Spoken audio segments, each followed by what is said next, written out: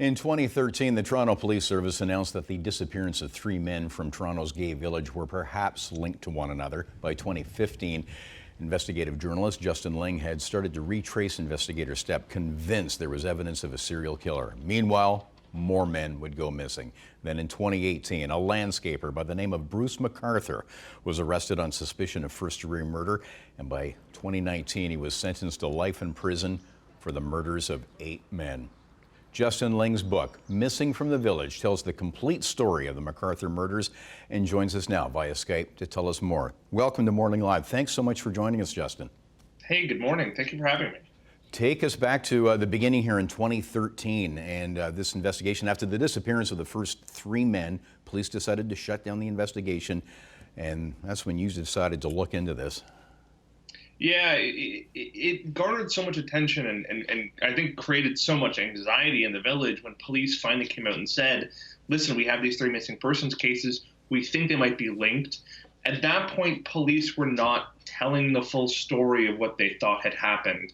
It was a very specific tip that led them on what was essentially a wild goose chase that, almost surely by accident led to them connecting these 3 cases. When they came out and said so publicly, it really did create the automatic assumption in the village that a serial killer was out there and targeting them. What's really bizarre in this case is that the police investigation ran for a couple months beyond that. They interviewed a whole bunch of people in the village, including, it turns out, Bruce McArthur. They followed up on a lot of good leads, but ultimately they shut the investigation down. They never explained that publicly. They never came out and announced it. There was never any follow-up from the media. And basically what you had was this story just sitting in a filing cabinet at police headquarters, all but forgotten. And that rubbed me really the wrong way. And that's exactly why I started working on it, was this real belief that something was wrong and that everyone was just forgetting about it entirely. So, that's when I started, 2 years beyond that, I started going back and, retracing some of the investigative steps, talking to some of the people involved in this case, and, asking the question of exactly what had gone wrong and why everyone seemed so willing to move on from it.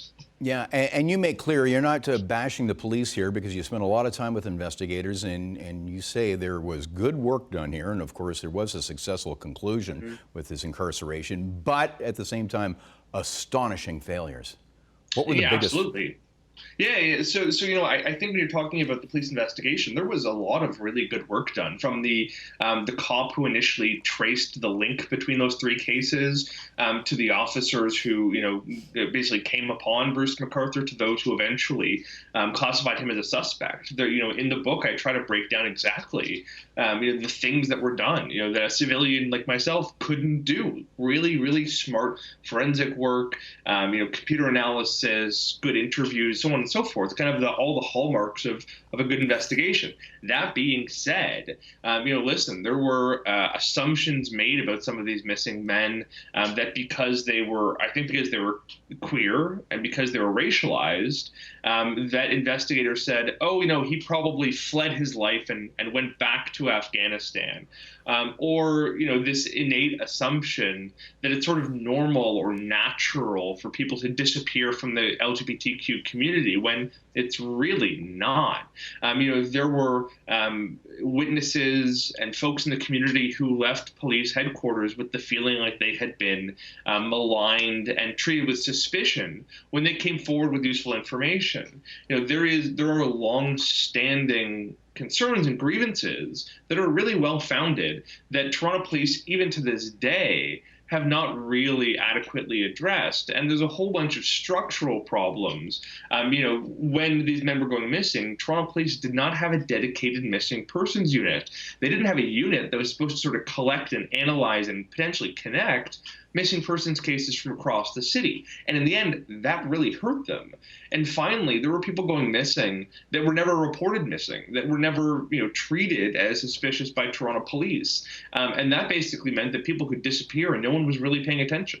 Yeah, there's a long history that's also included in the book. And you also point out in the book, Bruce McArthur, no criminal mastermind, pure dumb luck that he got as far as he did, tragically. I wish we had more time, but we encourage everyone to get Missing from the Village, available everywhere. Thank you. Thank you, Justin Ling.